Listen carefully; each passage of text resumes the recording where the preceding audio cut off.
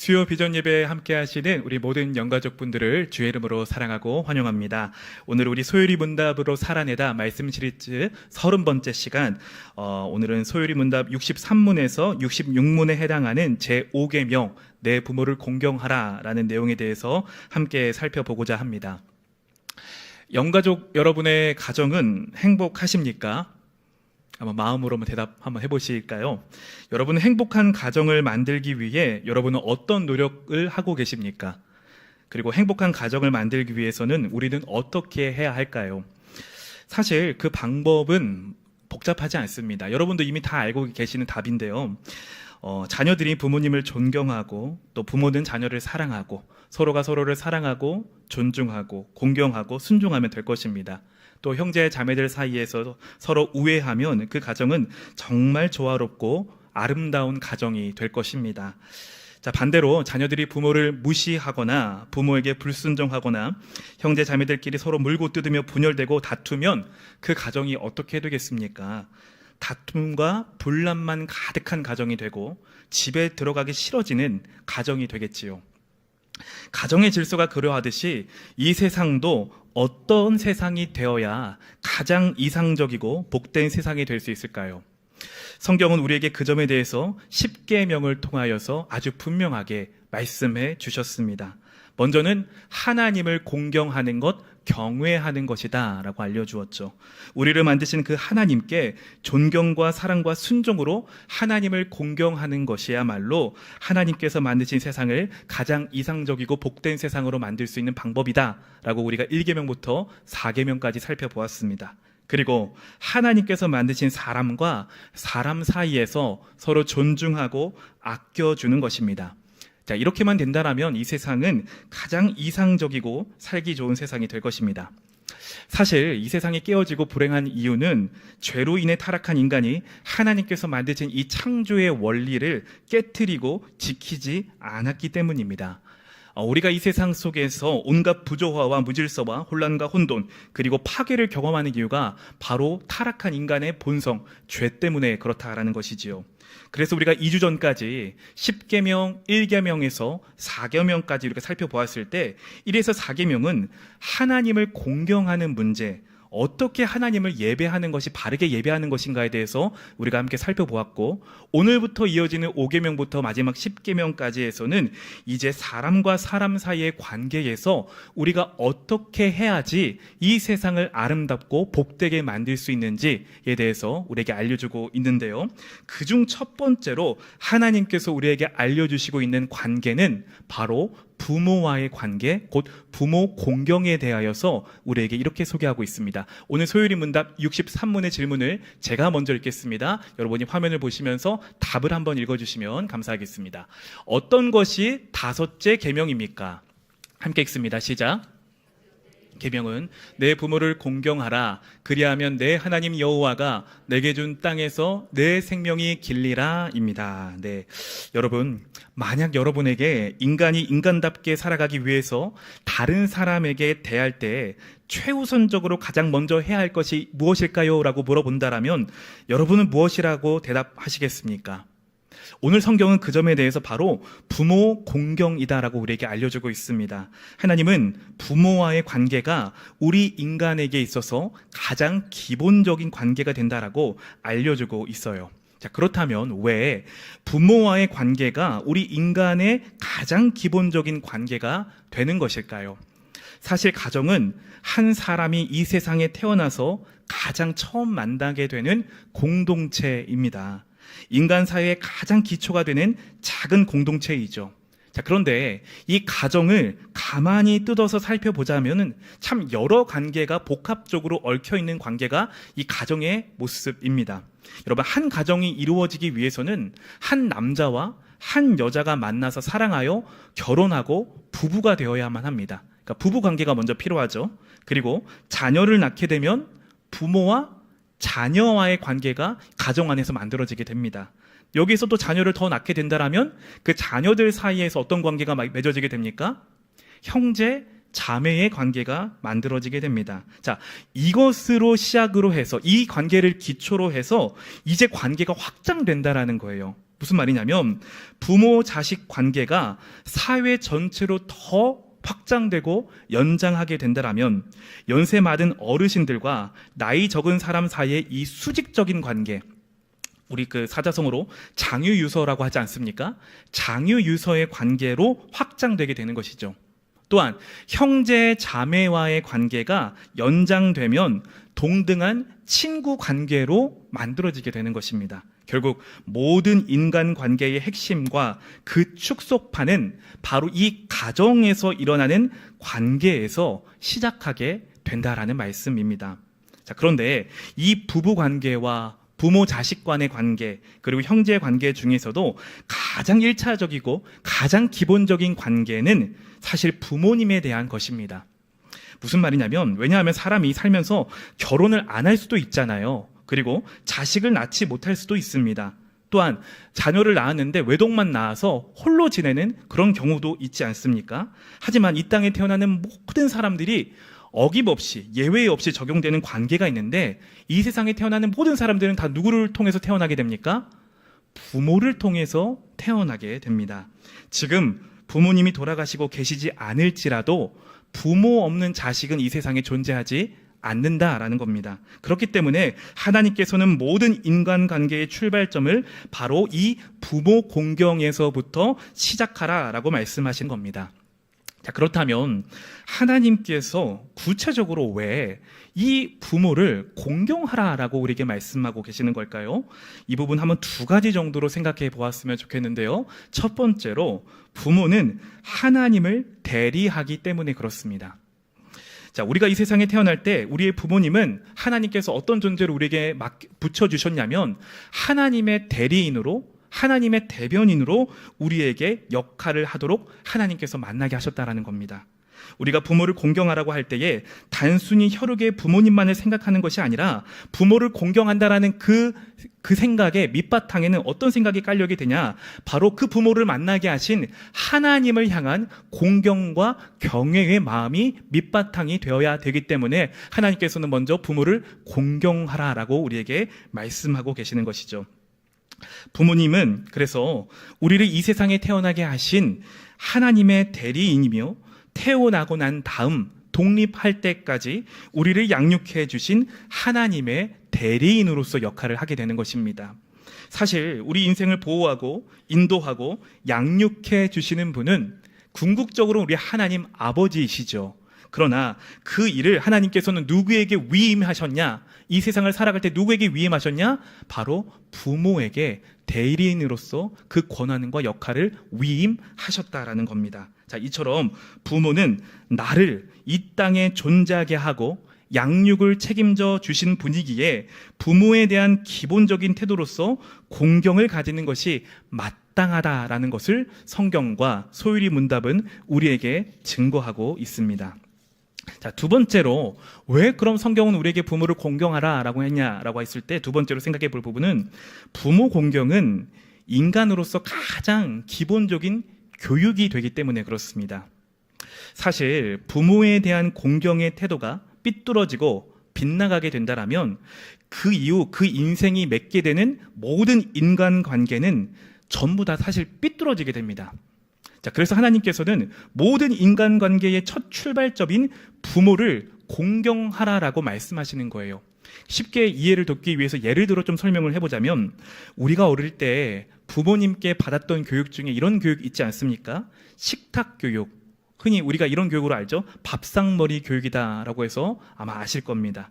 뭐 예를 들어 젓가락질은 어떻게 해라, 식사할 때는 어떻게 예절을 갖춰야 된다, 거기서 더 나아가서 우리가 어른들을 만날 때는 허리를 굽혀서 인사를 해야 된다, 부모님의 말씀에 순종해야 되고 예의를 지켜야 된다라는 이 가르침을 다 우리가 받고 자라지 않았습니까? 자, 여러분, 그런데 이 밥상머리 교육, 이 기초교육의 핵심은 단순히 식사를 잘하는 것, 예의를 갖추는 것 정도의 의미가 있지 않습니다. 여러분, 그 안에 담겨있는 교육의 본질은 바로 무엇을 배우는 것이냐? 질서를 배우는 것입니다. 자녀는 이 부모를 통하여서 무엇을 배우게 되는 것이냐면 질서를 배우게 되는 것이에요. 이 교육을 통하여서 자녀는 부모로부터 나보다 높은 권위가 있다는 것을 배우게 되는 것입니다. 그리고 그 권위에 순복해야 한다라는 점을 자녀는 부모를 통하여서 배우게 된다라는 것이죠. 여러분, 만일 가정 안에서 이 한 아이가 부모의 권위를 무시하고 짓밟기 시작하면 어떤 일이 벌어지게 될까요? 그건 단순히 그 어린 아이의 버릇 없음으로 끝나지 않습니다. 그 아이의 인격의 뿌리 자체가 뒤틀리는 결과를 낳게 되는 것입니다. 이것은 성인이 되어서 사회생활을 할 때 드러나게 됩니다. 여러분, 우리가 사회생활을 해보면 알 수 있지 않습니까? 유독 어떤 사람 보면은 무례한 사람을 만날 때가 있어요. 자기밖에 모르는 사람을 만날 때가 있습니다. 또 어떤 사람은 질서를 무시한다 하는 듯한 평가를 받는 사람들을 우리가 종종 보게 됩니다. 사실 그 사람의 뿌리를 거슬러 올라가다 보면 많은 경우에서는 가정에서부터 부모님에 대한 기본적인 존중과 순종을 배우지 못한 경우가 많이 있습니다. 여러분, 이것을 사회학에서도 전문적인 용어로 이렇게 부른다라고 합니다. 1차 사회화의 결핍이다. 가정 내 사회화 실패다라고 설명을 하고 있습니다. 여러분, 왜 이런 일이 벌어지게 되는 것일까요? 바로 부모를 공경하는 것은 내 감정이나 내 이익보다 더 큰 권위와 질서가 존재한다라는 것을 훈련받지 못했기 때문에 이런 현상이 벌어지게 된다는 것이죠. 자, 그런데 이 훈련이 부족하거나 받지 못한 사람은 결국 성인이 되어서도 자기 중심적인 삶의 패턴이 어린 시절부터 만들어지게 된다는 거, 자기도 모르게 자기 안에 만들어지게 된다는 거죠. 자기 뜻대로 되지 않을 때, 그래서 성인이 되어도 쉽게 화를 내거나 무례하거나 자기 뜻대로 되지 않으면 관계까지도 끊어버리거나 조직의 규칙이나 질서를 무시하는 행동으로까지 이어지게 된다라는 것이죠. 그래서 성경은 분명하게 우리에게 알려주고 계시는 겁니다. 여러분, 우리 하나님은요, 무질서의 하나님이 아니신 줄로 믿습니다. 하나님은 질서의 하나님이십니다. 그래서 어떤 분들은 하나님을 생각할 때 이렇게 생각하시는 분을 보게 돼요.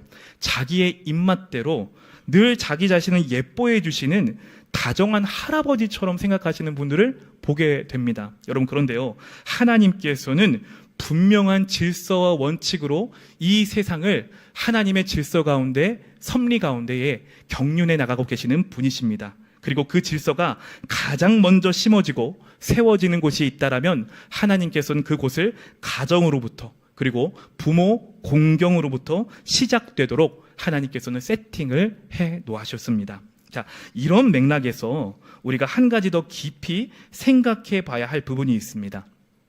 성경이 말하는 이 부모는 단순히 우리 육신의 부모님만을 가리키는 것에 그치지 않습니다. 자, 이 부분을 이 웨스터민스터 대유림 문답에서 124문에서는 우리에게 이렇게 소개를 하고 있는데요. 제가 124문의 질문을 읽도록 하겠습니다. 여러분, 동일하게 124답을 읽어주시면 되겠습니다. 다섯째 계명에 있는 부모는 누구를 뜻합니까? 우리 이어지는 답 함께 읽겠습니다. 시작. 제5계명에 있는 부모는 부모뿐 아니라 연령이나 은사의 모든 윗사람과 특히 하나님의 규례에 의해서 가정, 교회, 국가를 막론하고 우리 위에 있는 권위의 자리에 있는 자들을 뜻합니다 라고 분명하게 소개하고 있습니다. 여러분, 이 말씀은 굉장히 중요한 해석입니다. 여러분, 부모가 하나님을 대변하고 대리하는 것처럼 이것을 확장해서 사회 전체로 볼 때 하나님께서는 이 한 나라를, 한 사회를 지도하고 보위하는 역할을 작은 단위에서는, 가정에서는 부모에게 맡기셨고, 또 학교에는 스승, 선생님에게 맡기셨고, 그리고 한 나라 안에서는 정부의 위정자들에게 위탁, 맡기셨다라는 점을 웨스터민스터 대유림 문답에서 우리에게 분명하게 소개하고 있습니다. 따라서 5계명에서 말하는 부모 공경은 단순히 우리 집에 있는 그 육신의 부모뿐만이 아니라 이 사회 안에 있는 모든 권위 있는 자들에 대한 태도를 우리에게 가르치고 있는 것이지요.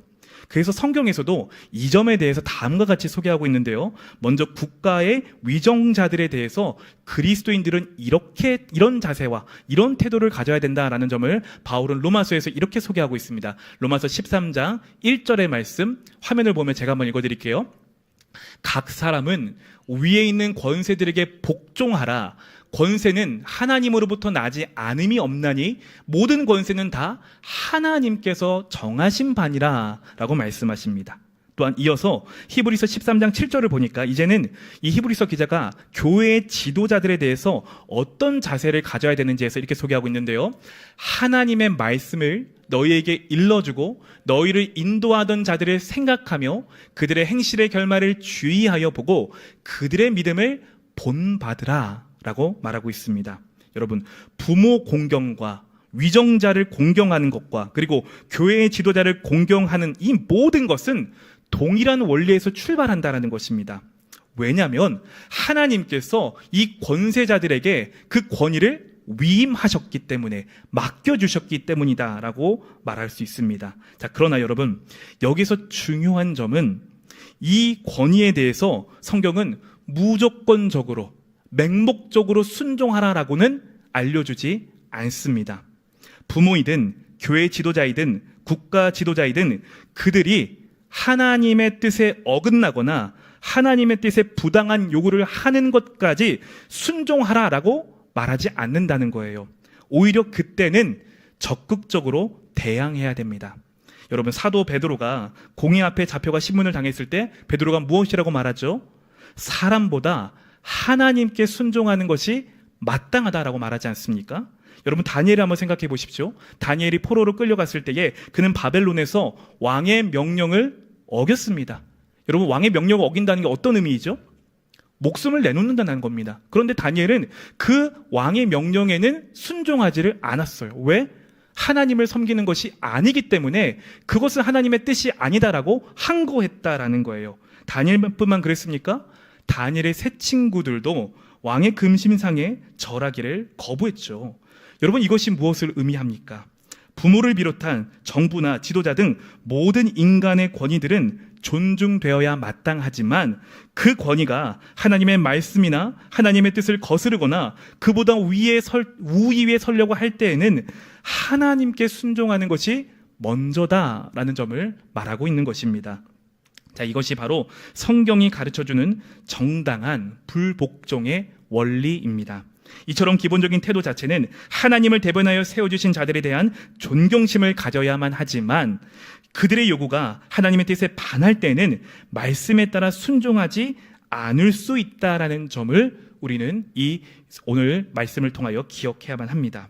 자, 이와 같이 하나님께서 말씀하신 부모 공경의 계명에 순종하는 자들에게는 하나님께서 다음과 같이 하시겠다라고 약속하셨는데요. 오늘 소요리 문답 66문의 내용이기도 한 신명기 5장 16절의 말씀, 우리 화면을 보며 한 목소리로 같이 한번 읽어보겠습니다. 함께 읽겠습니다. 시작. 너는 내 하나님 여호와께서 명령한 대로 내 부모를 공경하라. 그리하면 내 하나님 여호와가 내게 준 땅에서 내 생명이 길고 복을 누리리라. 아멘. 여러분, 하나님께서 부모 공경을 하는 자들에게 어떤 약속을 하셨습니까? 생명이 길고 복을 누리리라 라는 약속을 하셨습니다. 여러분, 여기서 말하는 복은 단지 그 부모를 공경한 자녀들이 육체적으로 장수한다라는 정도의 의미를 갖고 있지 않습니다. 왜냐하면 우리가 부모를 공경하는 자녀라 할지라도 장수하지 못하는 경우가 있기 때문에 그렇죠. 여러분, 그렇다면 이 약속의 진짜 의미가 무엇일까? 이것은 이렇습니다. 자녀가 부모 공경을 통해 하나님의 권위에 순종하는 법을 배울 때에 그 순종하는 자녀의 삶 가운데에는 하나님의 질서와 하나님의 안정이라는 축복이 뒤따라오게 된다는 거예요. 다시 한번 말씀드립니다. 자녀가 부모 공경을 통하여서 하나님의 권위에 순종하는 법을 배우면 어떤 복이 내려오게 되냐? 그 순종하는 자녀의 삶에 하나님의 질서와 하나님의 안정이라는 축복이 따라오게 된다는 거예요. 여러분, 생각해 보십시오. 아무리 똑똑하고 아무리 이 세상에서 돈을 많이 벌면 뭐합니까? 가정의 질서가 없고 가정의 관계가 다 깨져버려 있으면은 아무리 똑똑하고 돈 많이 벌면 그게 무슨 소용이 있겠습니까? 자녀가 부모를 무시하고 형제끼리 다투고 서로를 존중하지 않는 가정에서 아무리 세상적으로 성공한다 한들 그 가정에, 그의 인생에 진정한 평안이 있겠습니까? 없다라는 거예요. 자, 그런데 이렇게 부모를 공경하는 자녀에게는 하나님께서 무엇을 약속하셨냐? 너에게 복을 내리겠다, 너에게 축복을 허락하겠다라고 하셨는데, 그 복은 하나님의 질서 가운데 살아가는 그 자녀에게 하나님께서만 주실 수 있는 그 평안을, 그리고 권위에 존중하며 살아갈 때 누리는 안정을 주시겠다라고 하나님께서 약속하셨다는 거죠. 그것이 바로 성경이 우리에게 말해주고 있는 부모 공경을 하는 자들에게 주어지는 진정한 복입니다. 이것이 바로 땅에서 생명이 길고 복을 누린다라는 약속의 의미입니다.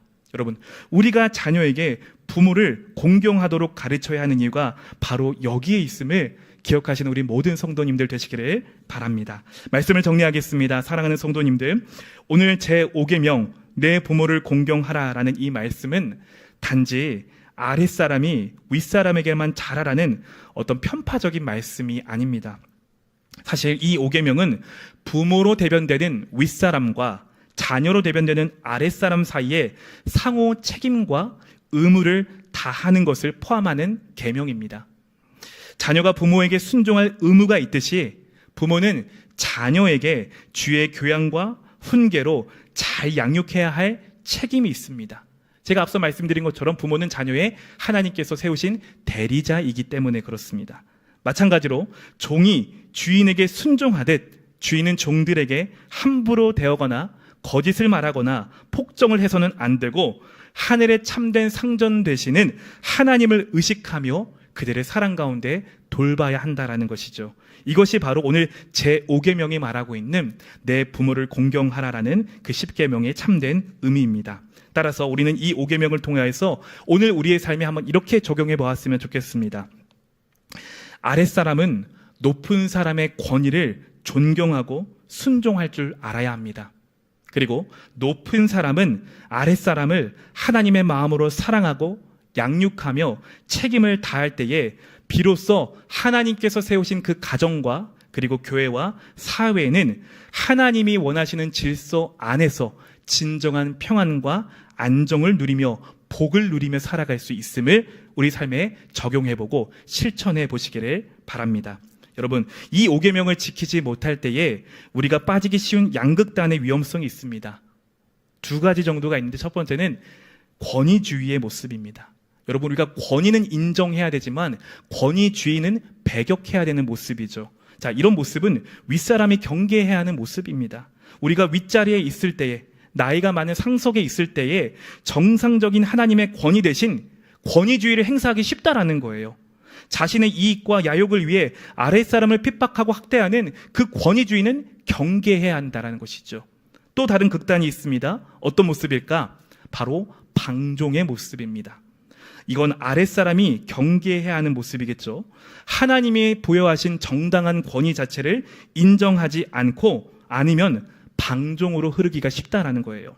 부모의 권위를 아랑곳하지 않고 무조건 자기 마음대로 행동하는 것은 가정에 그리고 교회에 그 사회에 무정부주의자가 될 가능성이 농후하다라는 것입니다. 사랑하는 성도님들, 세상이 종말로 치달을수록 사도 바울이 경고했듯이 이 세상은 이기주의와 물질주의와 쾌락주의가 팽배해지게 될 것입니다.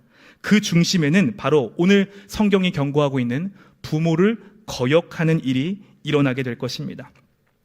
여러분, 실제로 우리가 살고 있는 이 세상은 나만 좋으면 되지라는 생각과 그 분위기에 사로잡혀서 과거의 모든 전통과 심지어 우리를 속박하는 듯한 그 하나님의 말씀과 교율까지도 다 내팽겨치는 분위기가 세상은 말할 것도 없고 교회 안에도 오염되어 있습니다. 여러분, 이것은 하나님께서 원하시는 질서에 있는 모습이 아닙니다. 하나님께서 원하시는 질서는 과거 세대에 대한 존중과 동시에 미래 세대에 대한 책임이, 이 두 가지가 하나님의 질서 안에서 균형 있게 이루어질 때 그것이 바로 하나님께서 원하시는 질서 있는 모습이다라는 점이죠. 그렇기 때문에 오늘 이 제5계명을 단순히 우리 가정의 부모를 공경하는 차원으로만 적용하지 마시고, 이 계명은 가정이든 교회이든 국가이든 이 세상의 질서 전체가 하나님의 뜻대로 움직이게 하기 위한 가장 근본적인 원리임을 기억하시는 여러분 되시기를 바랍니다. 소원하기는 오늘 이 말씀과 같이 하나님이 세우신 질서, 곧 부모 공경과 그 권위에 순복하며 땅에서 잘되고 생명이 길리라라고 약속하신 그 하나님의 복을 누리시는 우리 세계로 교회 모든 영가족 한 사람 한 사람 되시기를 우리 주님의 이름으로 간절히 축복합니다.